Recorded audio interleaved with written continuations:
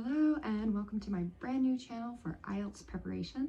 My name's Jeanette and I've been an English language instructor for over 10 years. On this channel, we'll be talking all things IELTS preparation, tips, advice, and resources you can use to get the highest band score possible. I also have another channel that's all about travel that I'll link down in the description below. In today's video, we're going to be covering the basics. What is the IELTS? If you're finding this video, chances are you already know what the IELTS is and have a purpose in mind for taking it. But just to cover all of our bases, let's start with the IELTS abbreviation. IELTS stands for International English Language Testing System. It's recognized and accepted by over 11,000 employers, universities, government and immigration bodies worldwide. And for that reason, over 3 million people take the exam every year. The test is for anyone hoping to study, migrate, or work in an English-speaking country. So what does the test entail?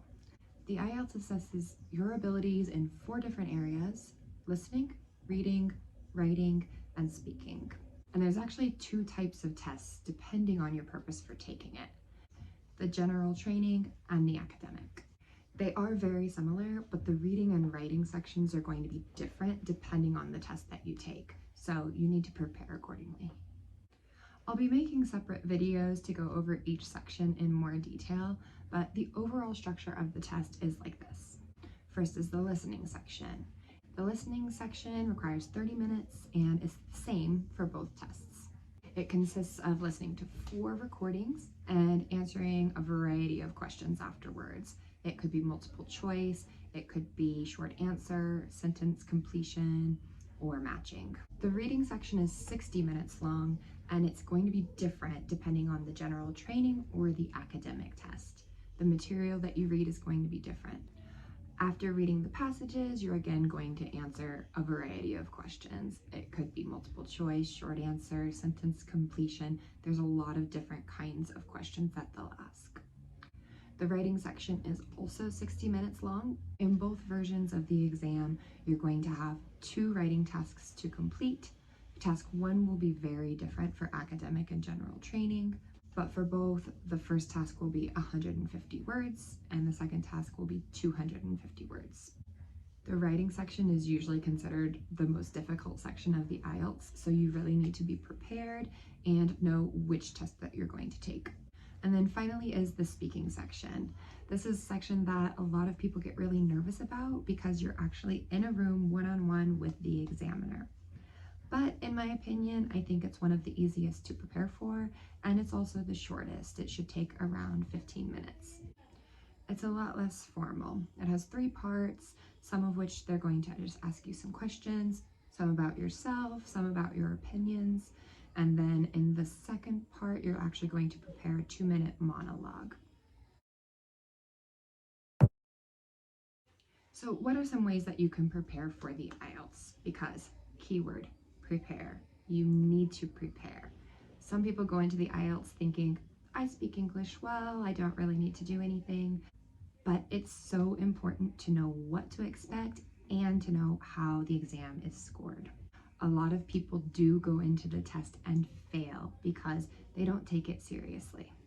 Now, you can take the test as many times as you need, but it costs around $200 to $300 each time. So it's best to just be prepared the first time.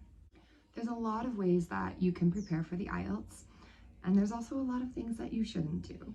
So be careful about listening to teachers who tell you to memorize pages from the dictionary or from the thesaurus. Please don't do that. Studying for the IELTS is actually pretty simple and straightforward. It's just as much about test-taking strategies as it is about speaking English. So first things first, you need to learn the format of the test. Learn exactly how it's structured, what to expect, and learn the rubric. How is it scored, and what do the examiners look for? And then, of course, practice. Practice for each section of the test.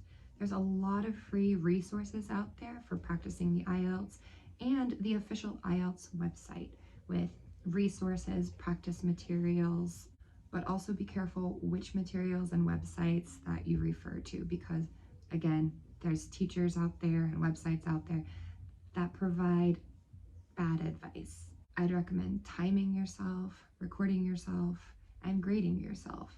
Go back and check your own work. Go back and check your grammar, your spelling, and the vocabulary that you use, and then get feedback. If you can, get feedback from a native English speaker, preferably one with qualifications. You can hire a tutor, or you can enlist the services of somebody who offers something like essay corrections or speaking assessments. These are both services that I offer on my website, which I'll link in the description below. Or you can just send me an email and let me know what you're struggling with, and we can talk about how we can help you. And lastly, you can take a course. There's a lot of IELTS courses out there. Unfortunately, the official IELTS website doesn't have a course, but there are some trusted websites that you can use to take an IELTS course, whether it's for one particular section or the whole exam. But please make sure they're qualified to be giving you advice, and preferably a native English speaker. Well, that's going to be all for today's video. If you thought this information was helpful, please give it a like and go ahead and subscribe so you don't miss any future videos. Again, I'm going to go into detail about each section and give tips and advice for each one.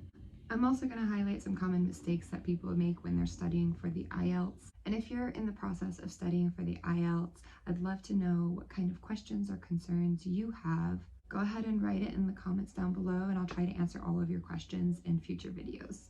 And as I mentioned before, I do have another YouTube channel. It's all about my travels around the world. So if you're interested in that, I'll go ahead and link that down below. And I'll see you guys next time. Thanks for joining today.